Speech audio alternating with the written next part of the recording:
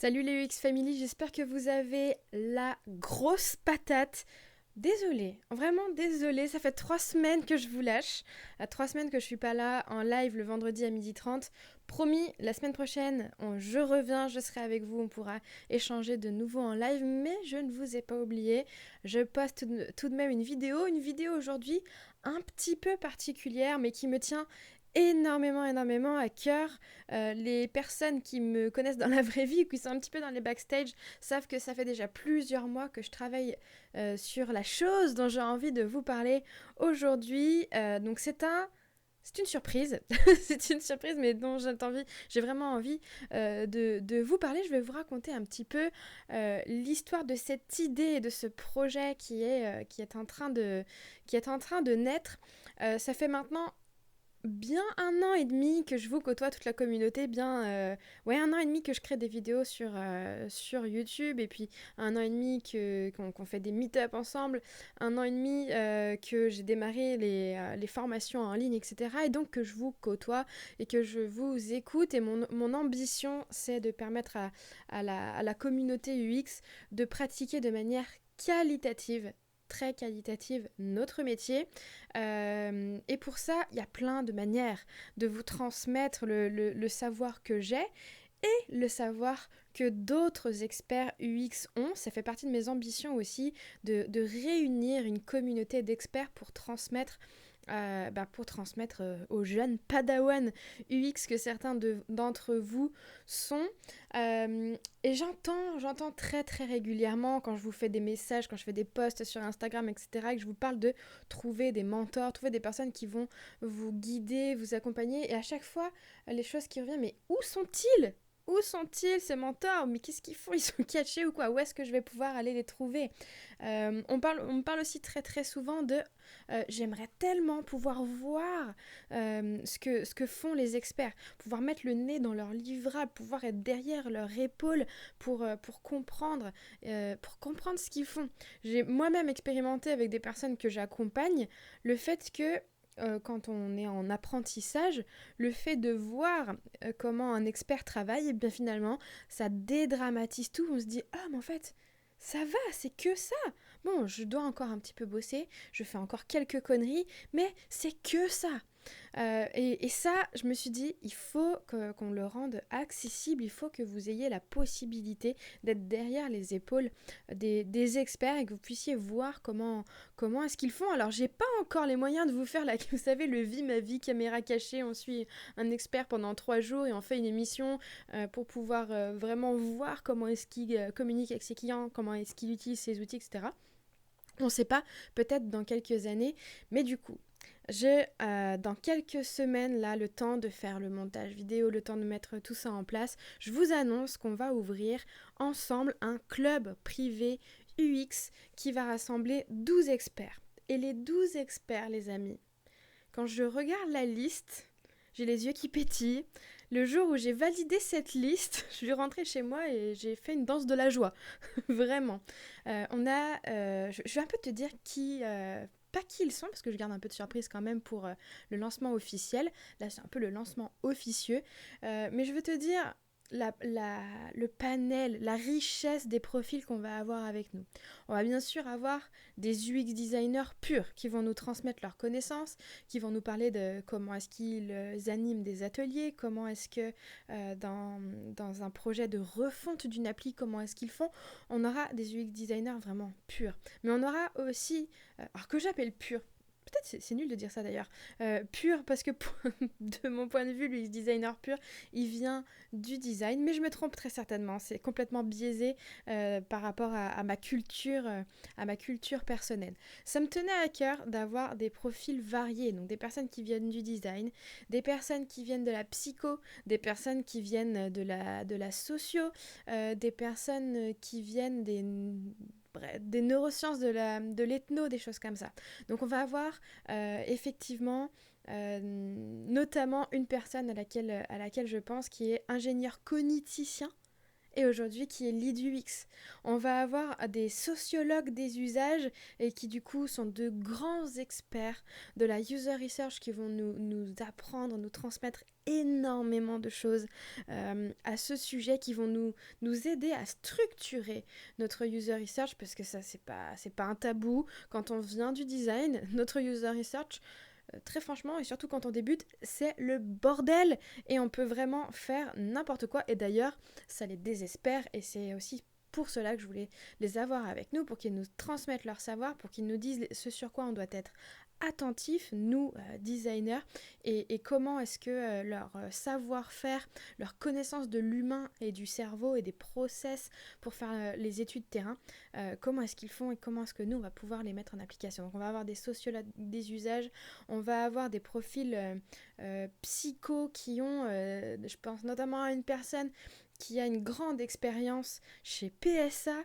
qui a travaillé sur les véhicules connectés et qui a fait partie de la toute première équipe UX de chez PSA. Donc elle nous parlera de ça, c'est absolument passionnant. On a un fondateur de start-up qui est UX designer et qui fait partie des cofondateurs de sa startup, et aujourd'hui ils sont en pleine refonte de leur outil. Donc en fait il va nous reparler de la restructuration de leur process en interne.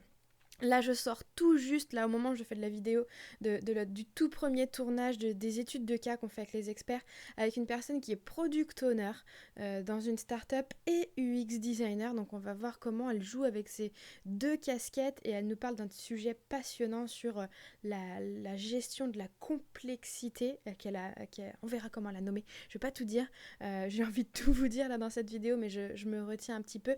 Et on a des personnes aussi, notamment deux, qui nous parleront de l'UX stratégie. Comment est-ce qu'on pratique la stratégie quand on est UX designer? Comment on s'impose comme à un niveau stratégique dans les entreprises?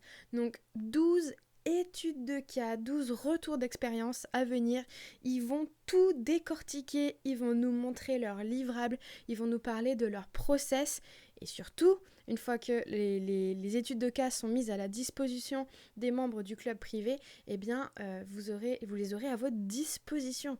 Et c'est ça qui est juste magnifique, ces 12 experts de l'expérience utilisateur qui seront à notre disposition pour échanger et qui sont ravis. Ça, et pour le coup, je leur suis mais tellement reconnaissante.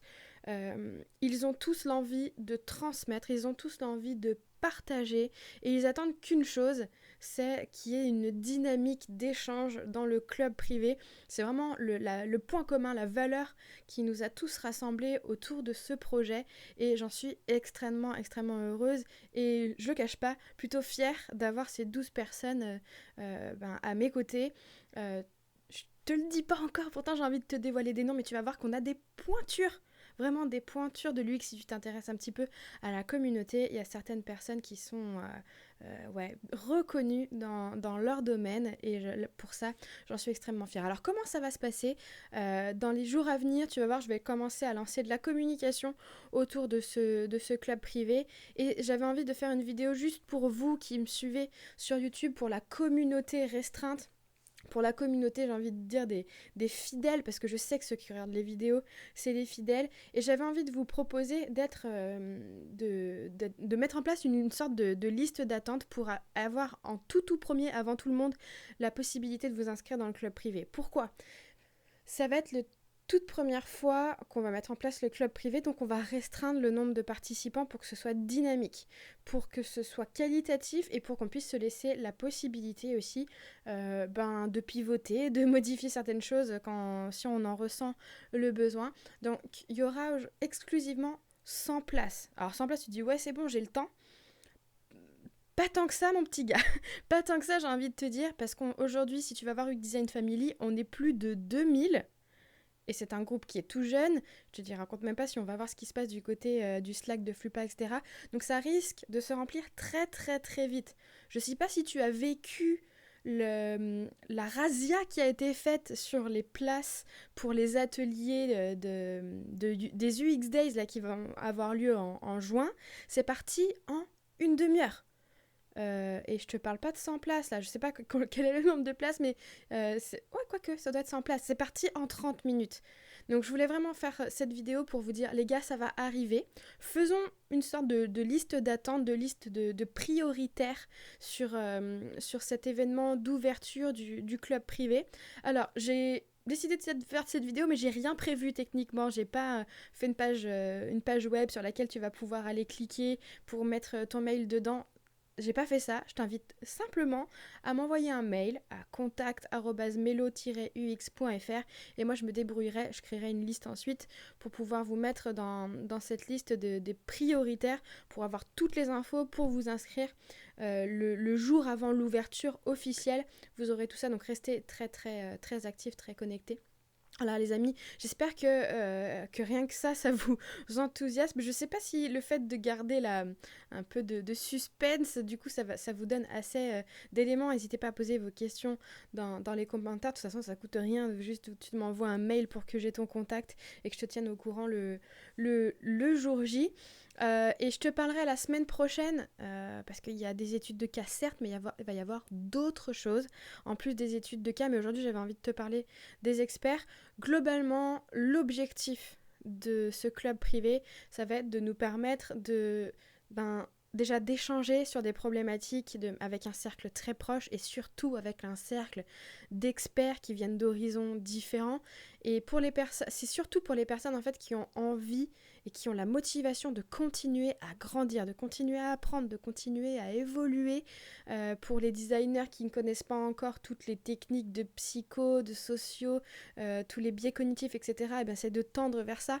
Pour les personnes qui sont déjà super à l'aise dans l'univers de la socio-psycho, biais, etc., et bien de tendre vers la pensée design et de s'influencer les uns les autres, de se donner nos méthodes, de se donner nos techniques, nos approches, nos tips pro pour que qu'on continue d'être des UX qui déchirent. Comme tu le sais, pour moi c'est très important d'être un UX qui déchire. Voilà les amis, je vous en dis plus sur le club privé dans les jours à venir, dans les semaines à venir, et dans la vidéo de la semaine prochaine je te parlerai de l'autre pan. Là c'est seulement la moitié du club, je te parle de l'autre moitié du club la semaine prochaine en vidéo. La semaine prochaine je serai en Italie pour te parler. Je vous souhaite une excellente journée à tous. N'hésitez pas à poser vos questions. Si je prends 2 secondes pour un autre truc, parce qu'on m'a dit que je le faisais pas assez. Il paraît que je te dis pas assez de liker. Il paraît que je te dis pas assez de partager et d'appuyer sur la cloche pour avoir les notifs. Pourquoi est-ce que c'est super important de faire ça? C'est comme ça qu'on fait connaître la chaîne, c'est comme ça qu'on crée de la dynamique. Moi, toute seule derrière mon écran qui fait des vidéos, ça sert à rien. Par contre, toi qui partages à tes potes, toi qui partages sur des groupes pour dire aux gens, venez voir, ici ça bouge, ici on fait des trucs, ici on essaye de faire avancer les choses, ça c'est toi qui le fais, ça c'est toi qui crée de la dynamique, et en plus en faisant ça tu me donnes de l'énergie, tu me donnes du soutien et ça me donne encore plus envie de me bouger les fesses. Donc fais-le, c'est gratuit, ça te demande 3 clics et ça nous permet de continuer à grandir et de mettre de plus en plus de gens au courant qu'on a envie de faire bouger les choses et qu'on a envie de continuer à se former et à faire des expériences utilisateurs de grande qualité, de haut vol. Je te dis à la semaine prochaine. Ciao ciao.